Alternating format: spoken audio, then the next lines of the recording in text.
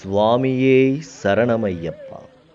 27 பேர் கொண்ட எங்கள் குழுவோட குருசாமியின் வழிகாட்டுதலின்படி டிசம்பர் 6ஆம் தேதி சரியாக மதியம் 12 மணிக்கு நாங்கள் எங்கள் பயணத்தை தொடங்கினோம்.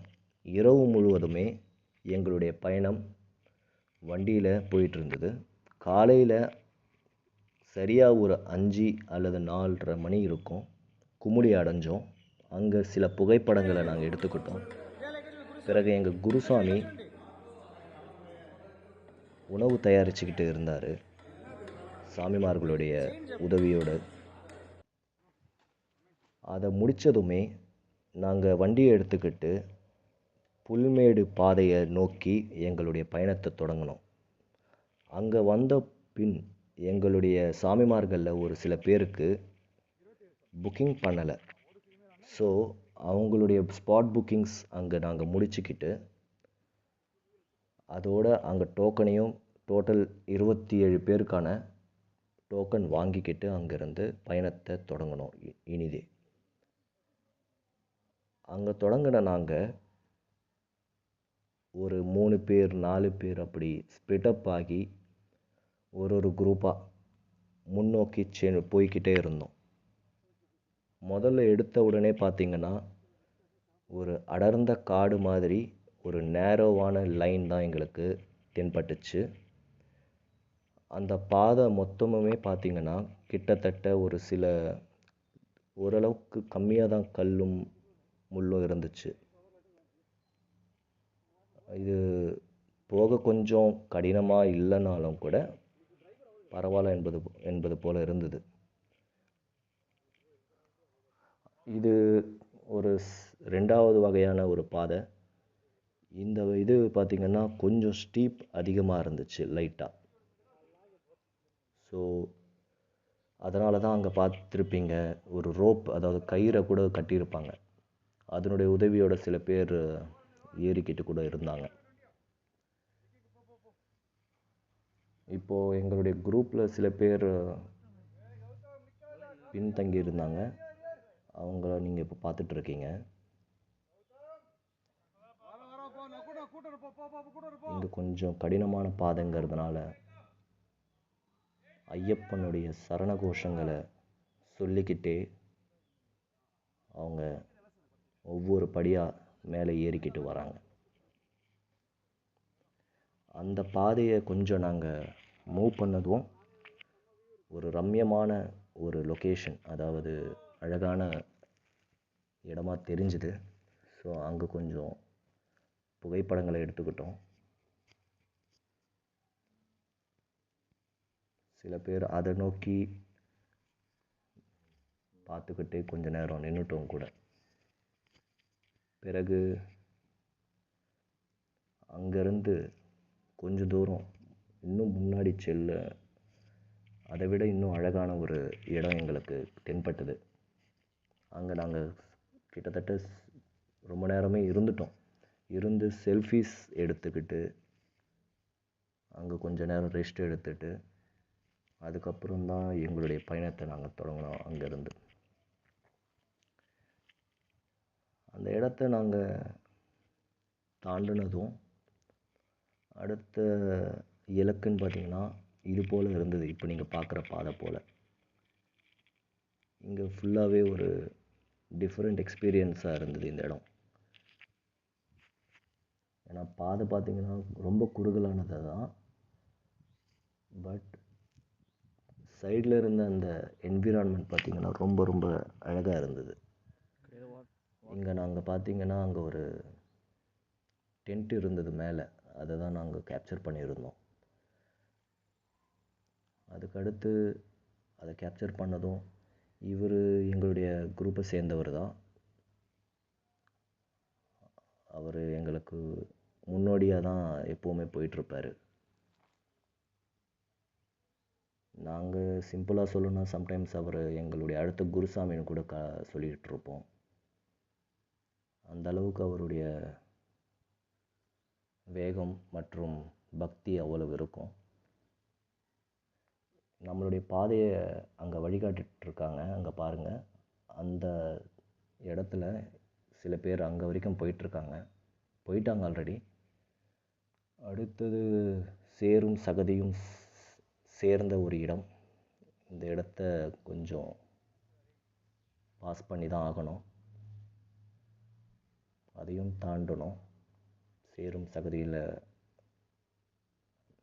காலை விட்டு மேலே எடுத்து அப்படி போய்கிட்டு முன்னோக்கி சென்றுக்கிட்டே இருந்தோம். இங்கே பார்த்தீங்கன்னா கொஞ்சம் மிக்ஸ்ட் ஆஃப் பிளேஸ் அப்படின்ற மாதிரி இருந்தது. லைக் மலைப்பகுதி போல் கொஞ்சம் பாதத்துக்கிட்ட.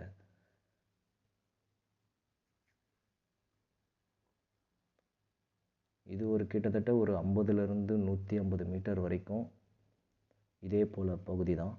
சேரும் சகதியும் நிறைந்ததாக தான் இருந்தது. இதை கொஞ்சம் ஸ்லோ மோஷன்ஸில் எடுத்து உங்களுக்கு ப்ரெசன்ட் பண்ணியிருக்கோம். அந்த மாதிரி, அதாவது அந்த சேரும் சகதியும் சேர்ந்த இடம் வந்து ஒரு 4-5 இடத்துல கிட்டத்தட்ட இதே மாதிரி பார்க்கலாம். த்ரூ அவுட் தி புல்மேடு பாத். ஆக்சுவலாக இங்கே பார்த்தீங்கன்னா அதே போல் தான். ஏன்னா இங்கே ஒரு தருணத்தில் கால் பார்த்து வைக்க வேண்டியது இருக்கும். ஏன்னா கால் வழுக்கிற நிலைமை கூட ஏற்படுது. இங்கே புதுசாக போகிறவங்களோ அல்லது யாராக இருந்தாலும் சரி, கொஞ்சம் ஜாக்கிரதையாக இங்கே போக வேண்டியது இருக்கும்.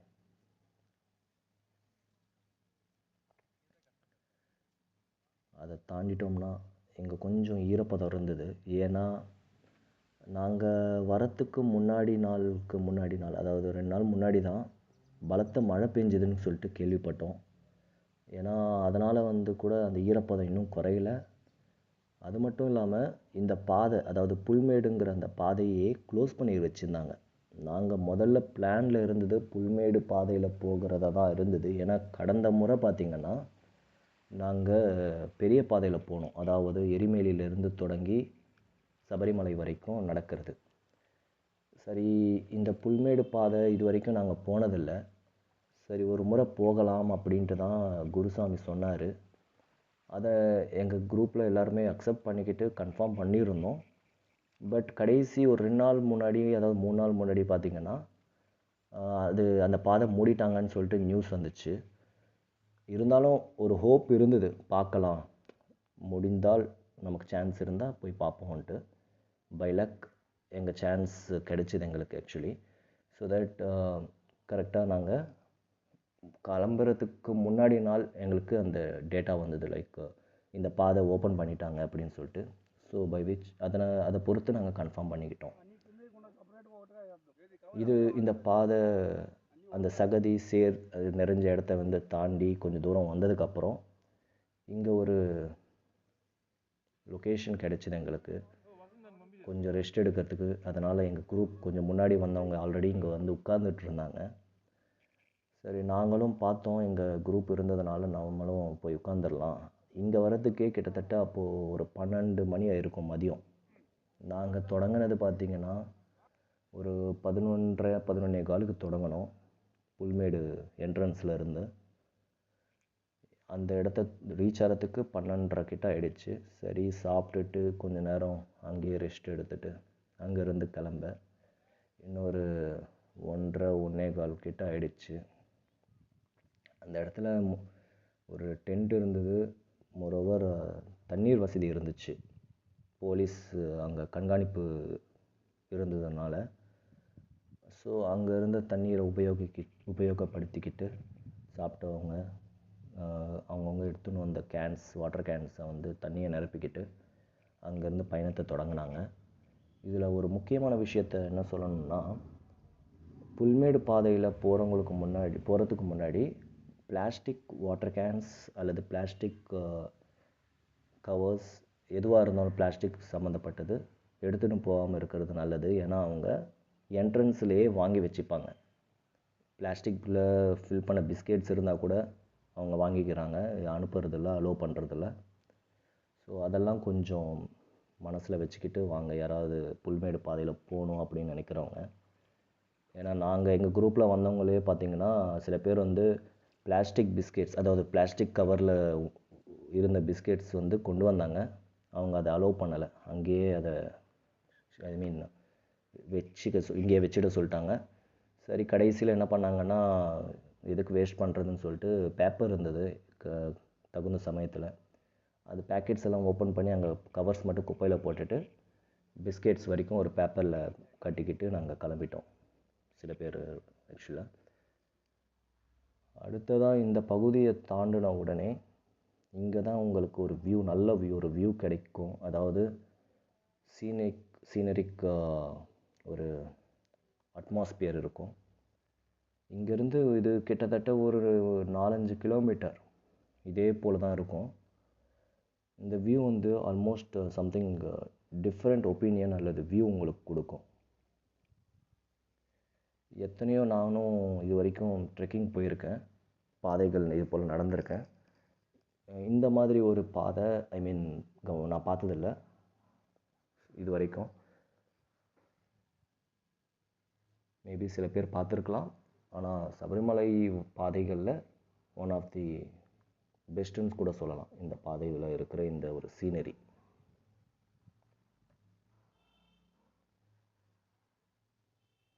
யாரெல்லாம் வராங்களோ முடிஞ்சால் இந்த பர்டிகுலர் பிளேசஸை வந்து நல்லா கேப்சர் பண்ணிக்கோங்க. ஒரு நல்ல எக்ஸ்பீரியன்ஸாக இருக்கும். சீனரி நல்லா இருந்ததுனால நாங்கள் எங்கள் பேட்ச், அதாவது பிரிஞ்சு ஒரு 4-5 பேராக வந்தோம் இல்லைங்களா. அதில் நாங்கள் ஒரு 4 பேர் 5 பேர் அங்கே ஒரு ரெஸ்ட் எடுத்துக்கிட்டோம். மோரோவர் ஃபோட்டோஸும் கொஞ்சமாக எடுத்துக்கிட்டு எங்களுடைய அடுத்த குரூப் இங்கே வந்திருந்தாங்க எங்களுக்கு முன்னாடி. அவங்கள ரீச் பண்ணலான்னு சொல்லிட்டு நாங்கள் முன்னாடி வந்தோம். அந்த இடத்துல பார்த்திங்கன்னா ஒரு ஆம்புலன்ஸ் வண்டி இருந்தது. அதாவது இந்த பாதை கிட்டத்தட்ட 12 கிலோமீட்டர் கம்ப்ளீட்டாக. அந்த என்ட்ரன்ஸில் புல்மேடுங்கிற இடத்துல போர்டு வச்சுருந்தாங்க இல்லைங்களா, அங்கே 12 கிலோமீட்டர்னு போட்டிருந்தது.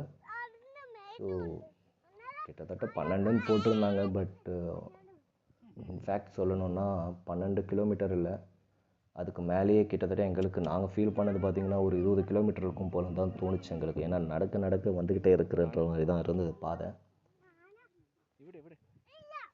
அந்த வழிபாதையில் நடக்கும்போது எங்கள் குரூப்போடு சேர்ந்து ஒரு சில குரூப்ஸ் வந்திருப்பாங்க இல்லையா, அந்த குரூப்பில் இவங்கள இந்த சுட்டி பையன் வந்திருந்தார், சுட்டி சுவாமி. அவர் எங்களுக்கு என்ன சொல்கிறது, ஒரு மோட்டிவேஷன் கொடுத்த மாதிரி இருந்தார். ஏன்னா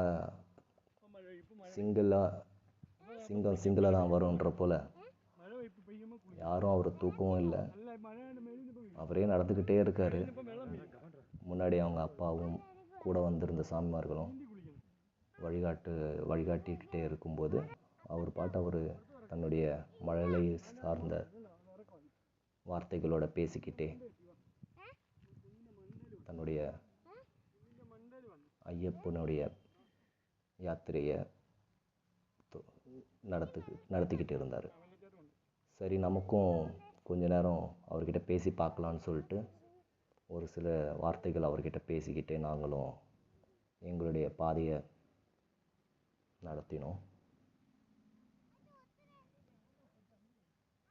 அப்படியே போயிட்டே இருக்கும்போது அவர் கிட்டத்தட்ட எங்களோட ஒரு 2-3 கிலோமீட்டர், அதே மாதிரி 2-3 தருணங்களில் எங்கள் பாதையில் பார்த்தோம் நாங்கள் அவரை.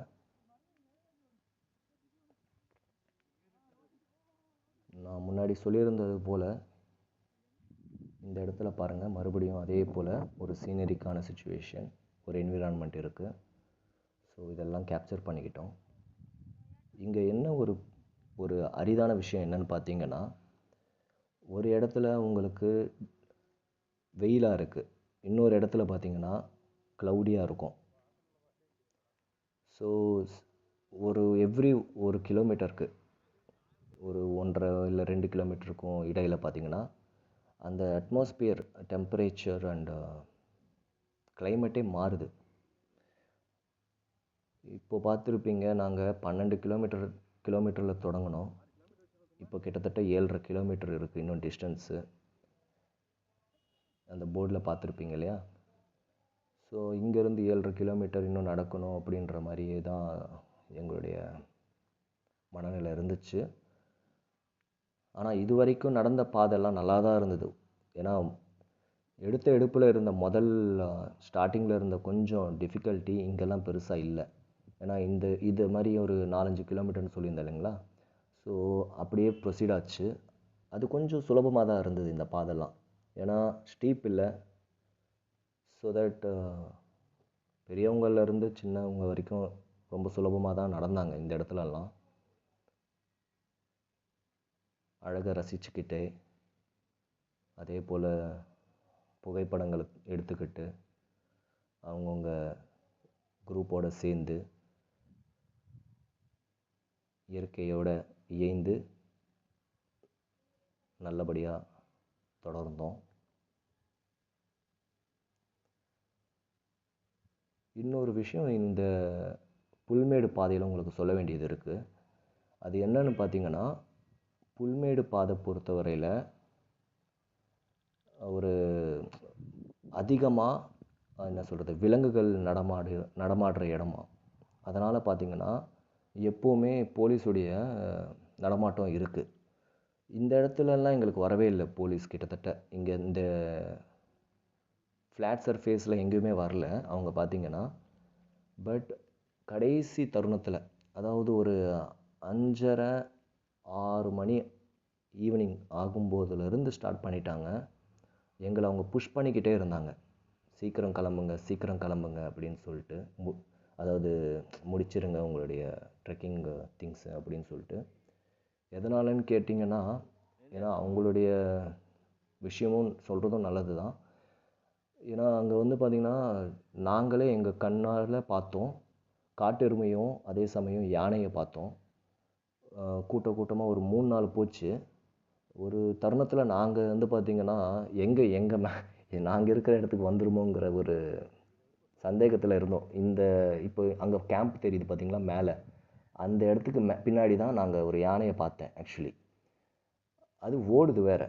அது எங்கே நம்மளை நோக்கி வந்துட போகுது, இல்லை அந்த பக்கம் போயிடுச்சுன்னா பரவாயில்ல போய்க்கலாம், எங்கே நம்மளை நோக்கி வரப்போகுதுன்னு சொல்லிட்டு ஒரு சில நொடிகள்னு இல்லை நிமிடங்களே நாங்கள் தயங்கணும் முன்னோக்கி செல்கிறதுக்கு. அடுத்து இங்கே ஒரு போர்டை பார்த்த உடனே அதோட அங்கே இருக்கிற ஒரு கேம்ப் ஆஃபீஸை பார்த்தோம். போலீஸ் வண்டிங்கெல்லாம் இருந்துச்சு. சரின்னு சொல்லிட்டு அங்கே ஒரு கேன்டீன் இருந்தது. அங்கே உள்ளே போனோம். அங்கே போன உடனே அங்கே ஃபுட் ஐட்டம்ஸ் கொஞ்சம் இருந்துச்சு. லைக் டீ, வடை இப்போ உங்களுக்கு வீடியோவில் காமிச்சிருப்போம் இல்லைங்களா, அதெல்லாம் இருந்தது. கப்பா கெஞ்சியும் இருந்துச்சு. ஸோ நாங்கள் இந்த 2 வாங்கி சாப்பிட்டோம். அங்கேருந்து மறுபடியும் கிளம்புனாங்க நாங்கள். அதுக்குள்ளே இந்த சுட்டி சாமி மறுபடியும் வந்துட்டார். எங்கள் பின்னாடி இருந்தார், எங்களுக்கு முன்னாடி வந்துட்டார் அவர். ஸோ இங்கேயும் மறுபடியும் அவரை மீட் பண்ணோம். அவர் போகும்போது யானையை பற்றி தான் பேசிகிட்டு இருந்தார். அங்கேயும் சரி, இப்போது கொஞ்ச நேரத்துக்கு முன்னாடி கூட. அதுக்கப்புறம் அங்கேருந்து கொஞ்சம் அவரை எக்ஸிட் பண்ணி கொஞ்சம் முன்னாடி போனோம். இது போல் ஜீப்ஸ் வந்து ரன்னிங்கில் இருந்துக்கிட்டே இருக்குது. இந்த இடத்துல பார்த்திங்கன்னா இன்னும் 5 கிலோமீட்டர்னு சொல்லிட்டு ஒரு போர்டு வச்சுருந்தாங்க. 12லேருந்து ஒரு 5 மைனஸ் பண்ணியிருக்கோங்க. அதாவது 7 கிலோமீட்டர் கிட்டத்தட்ட நாங்கள் வந்துட்டோன்ற ஒரு மனசுக்கு ரொம்ப சந்தோஷமாக இருந்துச்சு.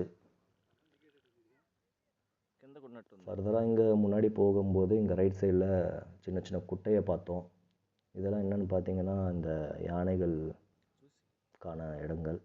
அவங்க குரூப்பாக தான் வருமா யானைங்க. இங்கெல்லாம் யானைகள் தண்ணீர் குடிப்பதற்கும் குளிப்பதற்கும் உபயோகப்படுத்துகிற இடங்கள் இதெல்லாம். மறுபடியும் ஒரு சின்ன ரெஸ்ட் இங்கே எடுத்துக்கிட்டோம்.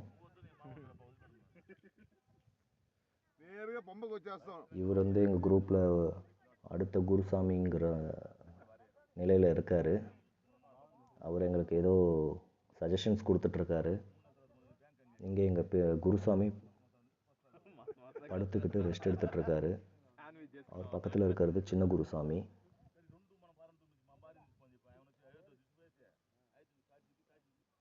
எங்களுக்கு ஏதோ ஐடியாஸ் கொடுத்துட்ருந்தார் அவர். அங்கேருந்து மறுபடியும் கிளம்பணும்.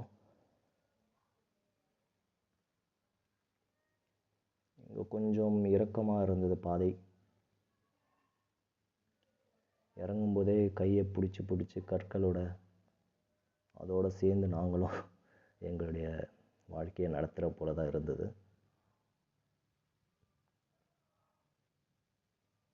இங்கே பாருங்கள், இந்த இடம் அந்த ஃப்ளாட் சர்ஃபேஸ் முடித்த உடனே நான் சொன்னேன் இல்லைங்களா, ஒரு 5-6 கிலோமீட்டர் கிட்ட அந்த ஃப்ளாட் சர்ஃபேஸ் இருக்குன்னு சொல்லிட்டு. அது முடித்ததுக்கப்புறம் இங்கேருந்து தான் உங்களுக்கு ஒரு டிஃபிகல்ட்டான ரூட்டே ஸ்டார்ட் ஆகும். கொஞ்ச நேரத்துக்கு முன்னாடி நீங்கள் பார்த்துருப்பீங்க, அந்த கேன்டீன் கிட்ட 5 கிலோமீட்டர்னு சொல்லிட்டு ஒரு போர்டு. அந்த 5 கிலோமீட்டர்னு சொல்லிட்டு போட்டிருக்கிற இடத்துல இருந்து இன்னொரு 2 கிலோமீட்டர், அடுத்து ஒரு 3 கிலோமீட்டர்னு சொல்லிட்டு ஒரு போர்டு பார்ப்பீங்க. அது வரைக்கும் ஓரளவுக்கு ஓகே, இது போல் இருக்கும். கொஞ்சம் ஃப்ளாட் இருக்கும், கொஞ்சம் ஸ்டீப் டவுனாக இருக்கும், கல்லு முள்ளுமா இருக்கும். முள்ளுன்ற சென்ஸ் கற்களாக இருக்கும். அடுத்தது அது போல் இருக்கிற பாதை கொஞ்சம் ஓகே, ரொம்ப டிஃபிகல்ட்டுன்னு சொல்ல முடியாது, ஆவரேஜ்ன்ற பாதை தான் இது. அதையும் கொஞ்சம் கொஞ்சமாக ஓவர் கம் பண்ணிக்கிட்டு வந்துக்கிட்டே இருந்தோம். அடுத்து ஒரு டீப் ஃபாரஸ்ட் அப்படின்னு சொல்லக்கூடிய ஒரு எக்ஸ்பீரியன்ஸ் கொடுக்கக்கூடிய ஒரு பகுதியை அடைஞ்சோம். நம்ம இங்கே வந்த உடனே பார்த்திங்கன்னா கொஞ்சம் நீர் சுரக்கும் இடமா இருந்தது. அதாவது மேலேருந்து வரக்கூடிய அருவிகள்லேருந்து கொட்டக்கூடிய தண்ணீர், அதில் கொஞ்சம் கொஞ்சம் லைட்டாக கால் நனைச்சிக்கிட்டு, ஏன்னா ஆல்ரெடி பாதங்கள் கொஞ்சம் கடினமாக இருந்திருக்கும் இல்லைங்களா, நடந்து நடந்து. ஸோ அங்கே சில பேர் பாதத்தை நனைச்சி வரவங்களும் இருந்தாங்க. நானும் அப்படி தான் செஞ்சுட்டு வந்தேன். இங்கே ஒரு சாமி பாருங்கள், ஒரு சின்ன குழந்தை நடப்பது போல் ஒவ்வொரு அடியாக தன்னுடைய பாதத்தை எடுத்து வைக்கிறாரு.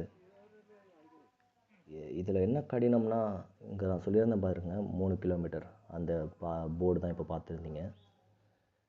அடுத்து நான் சொல்லக்கூடியது என்னென்னா, இங்கே என்ன பெரிய கடினம்னா, அந்த கிட்டத்தட்ட ஒரு 10 கிலோமீட்டர் கிட்ட நம்ம நடந்து வந்திருப்போம். அதில் பாதம் நம்மளுடைய பேலன்ஸ் அவுட் ஆஃப் கண்ட்ரோலில் இருக்கும். நம்ம ஒரு இடத்துல வைக்கும்போது அது ஒரு பக்கமாக போகிற போல் ஃபீல் ஆகும், தோணும். ஆக்சுவலி அது அப்படி தான் இருக்கும். அதனால தான் இந்த சுவாமி பார்த்திங்கன்னா அதாவது அந்த மலையில் கையை பிடிச்சி நிதானமாக இறங்குறாரு. ஏன்னா அவுட் ஆஃப் கண்ட்ரோலுங்கிற மாதிரி நம்மளையே அறியாமல் அப்படி இருக்கும். ஏன்னா அவ்வளோ கிலோமீட்டர், அதுவும் ஸ்டீப்பில் இறங்கும்போது அப்படி தான் ஃபீல் ஆகும். ஆக்சுவலி அது போல் ஆகிடும் சுச்சுவேஷன். இது பாருங்கள், இங்கெல்லாம் பாருங்கள், மறுபடியும் ஒரு கடினமான இலக்கு. அதையும் நோக்கி, ஏன்னா நம்ம நார்மலாக பல பேர் பார்த்திங்கன்னா சின்ன பாதையில் போயிருப்பாங்க. அதாவது பம்பையிலேருந்து சபரிமலை மட்டுமே போகக்கூடிய இடங்கள். இங்கே பாருங்கள், நாங்கள் சில செல்ஃபிஸ் எடுத்துக்கிட்டோம். அதை தான் ஒரு கண்ணோட்டமாக போட்டிருந்தோம். அந்த பம்பையிலேருந்து சபரிமலைக்கு போகிறவங்களுக்கும் நமக்கு அது பார்த்திங்கன்னா ஆல்மோஸ்ட் ஒரு வெல் எஸ்டாப்ளிஷ்டாக இருக்குது. இப்போ பார்த்திங்கன்னா ஓரளவுக்கு ஏறி நடந்துடலாம், இல்லை இறங்கிடலான்ற போல் இருக்குது. ஆனால் இங்கே அப்படி இன்னும் எதுவும் எஸ்டாப்ளிஷ் ஆகலை.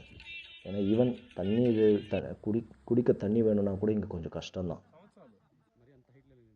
அங்கே பாருங்கள், எங்கள் குருசாமி அந்த குழந்தை சாமியை மடி மேலே உட்கார வச்சுக்கிட்டு ஃபோட்டோஸ் எடுத்துக்கிட்டார் கொஞ்ச நேரம். நாங்கள் அவங்கள பார்த்ததுனால. அடுத்தது பார்த்திங்கன்னா மறுபடியும் அதே போல் இறக்கப்பாதை, ஸ்டீப் டவுன். ஸோ இந்த மாதிரி பாதை தாங்க. அடுத்து அந்த போர்டு இருந்துச்சுல்ல 3 கிலோமீட்டர்னு சொல்லிட்டு பார்த்தீங்கல்ல, அங்கேருந்து கொஞ்சம் டிஃபிகல்ட்டான ரூட்டே பார்த்திங்கன்னா இங்கேருந்து தான் தொடங்குமே. இன்னொரு விஷயம் என்ன சொல்லணுன்னா, அவங்க 3 கிலோமீட்டர்னு சொல்லிட்டு போர்டு போட்டிருந்தாங்க. நம்ம ஒரு படத்தில் பார்த்துருப்போம் பார்த்திங்கன்னா, 2 கிலோமீட்டர்னு சொல்லிட்டு ஒரு காமெடி வரும் பாருங்கள். அந்த மாதிரி சூழ்நிலை தான் எங்களுக்கு. அந்த 3 கிலோமீட்டர் போர்டை பார்த்த உடனே அங்கேருந்து தொடங்கின அடுத்து முடிக்கிற வரைக்கும் இருந்த ஸ்டேஜ் வரைக்கும் பார்த்திங்கன்னா அந்த சுச்சுவேஷன் தான் எங்களுக்கு ஃபீல் ஆச்சு. ஏன்னா அந்த 3 கிலோமீட்டருங்கிற இடத்துக்கு போகிறதுக்குள்ளவே எங்களுக்கு காலையில் 11:30 மணிக்கு கிளம்புன நாங்கள் அங்கே ரீச் ஆகிறதுக்கு அரௌண்ட் ஒரு 4:30 5 மணி ஆயிடுச்சு. அங்கேயே போலீஸ் ஆஃபீஸர்ஸ் சொன்னாங்க, நீங்கள் சீக்கிரம் போகணும், ஏன்னா இருட்டிகிட்ருக்கு, இங்கெல்லாம் நீங்கள் நம்ப முடியாது கிளைமேட்டு, இருட்டிக்கிச்சுன்னா இங்கே வெளிச்சமும் இருக்காது, மோரோவர் மழை டெய்லி பெய்யுது, இங்கெல்லாம் மழை பெஞ்சு இருட்டும் ஆயிடுச்சுன்னு வச்சுக்கோங்களேன், நீங்கள் ஃபர்தராக மூவ் பண்ணவே முடியாது. அதோடு பார்த்திங்கன்னா நாங்களும் கையில் என்ன சொல்கிறது, டார்ச் லைட்ஸும் எதுவும் கொண்டு வரல, ஏன்னா முடிச்சிருவோம் அப்படின்ற நம்பிக்கையில் தான் வந்தோம். சீக்கிரமே முடிஞ்சிடும், ஒரு 5-6 மணிக்குள்ளே முடிச்சிருவோன்னு தான் பார்த்தோம். ஆனால் அந்த 3 கிலோமீட்டர் டிஸ்டன்ஸு பேலன்ஸ் இருக்கிற இடத்துக்கு ரீச் ஆகிறதுக்கே எங்களுக்கு கிட்டத்தட்ட பார்த்திங்கன்னா 5 மணி ஆயிடுச்சு. சரி, அவங்க எப்படியும் போலீஸ் ஆஃபீஸர்ஸ் அவங்க கொஞ்சம் அசிஸ்டன்ஸ் கொடுத்தாங்க. அசிஸ்டன்ஸ் இந்த சென்ஸ் கூடவே இருந்தாங்க ஆக்சுவலாக உண்மையை சொல்லணுன்னா. ஏன்னா அவங்க வந்து கடைசியாக அந்த டைம் ரேஞ்சுக்கு அப்புறம் யாருமே இருக்கக்கூடாதுன்னு சொல்லிட்டு பார்ப்பாங்க போல். ஏன்னா ஈவினிங் ஆனால் அனிமல்ஸ் வந்துடும், அதாவது விலங்குகள் இந்த பக்கம் வந்துடுமா நிறைய. ஸோ சேஃப்டி ப்ரிகாஷன்ஸ்க்காக தான் அவங்க பண்ணுறாங்க, அதில் ஒன்றும் தப்பு இல்லை. இந்த இடத்துல நாங்கள் தண்ணி குடிச்சிட்டு, இங்கே பாருங்கள் மூலிகை குடிநீர், ஸோ அதை கொஞ்சம் அருந்தி விட்டு அங்கேருந்து நாங்கள் ஃபர்தராக பாருங்கள், இந்த போர்டு தான் நான் சொல்லியிருந்தேன்ல, அதுதான் மறுபடியும் நான் காமிக்கிறேன். ஏன்னா முக்கியமாக வந்து இந்த இடத்துலேருந்து தான் மெயின் டிஃபிகல்ட் பாத்தே. இதுவங்க போலீஸ் இங்கே 2 பேர் இருக்காங்க பார்த்தீங்களா, இவங்க தான் நமக்கு வழிகாட்டுதலுக்கு அங்கங்கே இருந்தாங்க. ஒரு ஸ்டேஜுக்கு அப்புறம் ஒரு 5:30-6 மணிக்கு மேலே கரெக்டாக நம்ம பின்னாடியே வந்துட்டாங்க உண்மையாக சொல்லணுன்னா. அதுக்கப்புறம் கடைசியாக கிட்டத்தட்ட நாங்கள் இன்னொரு 4-5 குரூப்பு, ஒரு கிட்டத்தட்ட ஒரு 40-50 பேர் தான் இருப்பாங்கன்னு வச்சுக்கோங்களேன். இந்த 40-50 பேரை எப்படியாச்சும் அவங்க அந்த டைம் ரேஞ்சுக்குள்ளே, அதாவது நைட் ஆகிறதுக்குள்ளே இருட்டுறதுக்குள்ளே அவங்க எல்லாருமே வெளியே போயிடணும், சபரிமலை ரீச் ஆகிடணுன்ற ஒரு நோக்கத்தோடு தான் அவங்க வந்து நமக்கு அசிஸ்டன்ஸ் கொடுத்துக்கிட்டே இருந்தாங்க. நாங்கள் ஆல்மோஸ்ட் கிட்டத்தட்ட முடியாத பட்சத்தில் கூட சில இடங்களில் உட்கார்ந்தோம், ரெஸ்ட் எடுத்துக்கிட்டோம். அப்போ கூட அவங்க சலிச்சிக்காமல் ரொம்ப சப்போர்ட்டிவாக இருந்தாங்க. அதுக்கு அவங்களுக்கு ரொம்ப ரொம்ப ரொம்ப தேங்க்ஸ் சொல்லிக்கணும் நம்ம. அடுத்து அந்த பகுதியிலேருந்து ஒரு குறுகலான பாதையை மறுபடியும் நோக்கி வந்தோம். பார்த்துக்கோங்க, இங்கேருந்து பார்த்திங்கன்னா இது வந்து ஒரு முக்கியமான பாதை, அதனால தான் உங்களுக்கு ரெப்பிட்டேட்டிவாக இருந்துகிட்ருக்கும். ஏன்னா இது போல் பாதை தான் உங்களுக்கு வந்துக்கிட்டே இருக்கும். ஸோ அது ஒரு கரெக்டாக ஒரு 3 நிமிஷம் 4 நிமிஷம் தான் ஜஸ்ட் ரெப்பிட்டேட்டிவாக வச்சுருந்தேன். நாங்கள் ஃபைனல் ஸ்டேஜுக்கு வரும்போது பார்த்திங்கன்னா ஒரு பாட்டி பெரியவங்க இருந்தாங்க. அந்த அம்மா கூட பாவம் நடக்க முடியாமல் புல்மேடு பாதையை தான் நோக்கி தங்களுடைய யாத்திரையை நடத்தியிருக்காங்க இந்த முறை. அவங்க கூட நாங்கள் சொல்லியிருந்தேன் இல்லையா, ஒரு 4-5 குரூப், அந்த குரூப்பில் இவங்களும் ஒரு குரூப். ஸோ கடைசியில் முடிக்கும்போது நாங்கள், அந்த அம்மா, அவங்க கூட வந்தவங்க இன்னும் சில பேர் எல்லோரும் சேர்ந்து தான் முடிச்சு கரெக்டாக கடைசியில் ஒரு 1 கிலோமீட்டர் இருக்கிற இடத்துலேருந்து தாங்க, 1-1.5 கிலோமீட்டர் இருக்கிற இடத்துலேருந்து தான் லைட்டே இருக்குது. அந்த இடம் கூட கொஞ்சம் லைட்டாக ஸ்டீப் இருக்கிற இடம் தான். அதை முடிக்கணும் ஆக்சுவலி. அந்த இடத்துக்கு வந்துட்டோம்னா கூட கொஞ்சம் சேஃப். ஏன்னா அதுக்கு முன்னே அங்கே வரதுக்குள்ளே உங்களுக்கு இருட்டாமல் இருக்கணும். ஏன்னா அது ரீச் ஆகிற வரைக்கும் பார்த்தீங்கன்னா நீங்கள் வர முடியாமல் போச்சுன்னா ரொம்ப வெளிச்சம் இருக்காது. அப்புறம் டார்ச் கண்டிப்பாக இருக்கணும் கையில், அது முக்கியமான விஷயமா இருந்துச்சு. ஓவரால் பார்த்திங்கன்னா ஒரு நல்ல எக்ஸ்பீரியன்ஸ். புதுசாக வர பிளான் போடுறவங்க கண்டிப்பாக வரணும். ஆனால் சில பேர் சொல்லலாம் ஈஸின்னு சொல்லிட்டு, ஷார்ட் டிஸ்டன்ஸு அப்படின்னு சொல்லிட்டு. ஷார்ட்டுன்னு சொல்ல முடியாது, டிஸ்டன்ஸுன்னு பார்க்கும்போது ஆவரேஜுன்னு தான் சொல்லணும். ஏன்னா போட்டிருந்தது என்னவோ 12 கிலோமீட்டர், ஆனால் நாங்கள் நடந்தது வச்சு பார்க்கும்போது கிட்டத்தட்ட எங்களுக்கு 20 கிலோமீட்டர் அளவுக்கு நடந்த போல தான் ஃபீல் ஆச்சு. அடுத்ததாக டிஃபிகல்ட்டின்னு சொல்லும்போது பெரிய பாதையை விட இந்த புல்மேடு பாதை கொஞ்சம் டிஃபிகல்ட் அதிகமாக தான் இருந்தது. ஏன்னு கேட்டிங்கன்னா, டிஸ்டன்ஸுங்கிறது பெரிய விஷயம் இருக்காது நார்மலாக நடக்கிறவங்களுக்கு. அதுவே உங்களுக்கு ஏற்றம் இறக்கணும்னு சொல்லும்போது இந்த பாதையில் இறக்கம் ரொம்ப அதிகம். நான் சொன்னேன் பார்த்திங்களா, அந்த 3 கிலோமீட்டர் அப்படின்னு சொல்லிட்டு ஒரு போர்டு பார்த்தேன். அந்த இடத்துல கிட்டத்தட்ட 3ன்றது கிட்டத்தட்ட 6-7 கிலோமீட்டர் வரைக்கும் நடந்த போல் தான் எங்களுக்கு ஃபீல் ஆச்சு. அது என்ன சொல்கிறது, ரொம்ப கண்ட்ரோல் தேவைப்படும் இறக்கத்தில் நடக்கும்போது. உங்களுக்கு அது எல்லாருக்குமே தெரிஞ்சது தான். ஸோ அதுதான் அந்த பாதையை முடிக்கிறதுக்குள்ளேயே நமக்கு ஒரு இறைவனை பார்த்த மாதிரியே ஒரு ஃபீல் வந்துடும். ஏன்னா பல பேருக்கு எங்கள் கூட வந்தவங்களுக்கு கண்லேருந்து தண்ணி வர அளவுக்கு இருந்தது சுச்சுவேஷன். இருந்தாலும் நல்லது தான், ஒன்றும் பிரச்சனை இல்லை. மேற்கொண்டு ஓவரால் சொல்லணுன்னா இந்த பர்டிகுலர் பாதை மிக்ஸ்ட் ஆஃப் எமோஷன்ஸ் அப்படின்னு சொல்லணும். ஒரு முறையாவது வாழ்நாளில் நம்ம ட்ரை பண்ண வேண்டிய ஒரு பாதை அப்படின்னு சொல்லுவேன். மோரோவர் இந்த பாதையில் வர்றதுனால நமக்கு என்ன ஒரு பாசிட்டிவ்ங்கிறதும் சொல்கிறேன். நாங்கள் வந்த உடனே சபரிமலையை ரீச் ஆன உடனே எங்களுக்கு இம்மிடியேட்டாக 18ஆம் படிக்கிட்ட எங்களை ரூட் பண்ணிட்டாங்க. அதனால் எங்களுக்கு கிட்டத்தட்ட 15-20 நிமிஷத்துக்குள்ளே எங்களுக்கு சாமியுடைய தரிசனம் முடிஞ்சிடுச்சு. அதே சமயம் பெரிய பாதையில் வந்தவங்க, அதே மாதிரி பம்பாவில் இருந்து சின்ன பாதையில் வந்தவங்க எல்லாம் பல பேரும் லைனில் இருந்தாங்க. பட் கடவுளுடைய அனுகிரகம்னே சொல்லலாம். இவ்வளவு கஷ்டப்பட்டு வந்ததுக்கு அவர் எங்களுக்கு கொடுத்த ஒரு மிகப்பெரிய கிஃப்டாக தான் நாங்கள் அதை கருதினோம். கம்ப்ளீட்டாக இது ஒரு நல்ல பேக்கேஜ்ன்ற மாதிரி தான் எங்களுக்கு ஃபீல் ஆச்சு. கடைசியில் நாங்கள் ஒரு நல்ல ஒரு அனுபவத்தோடு தான் சபரிமலையை விட்டு இறங்கணும். சுவாமியே சரணமையப்பா.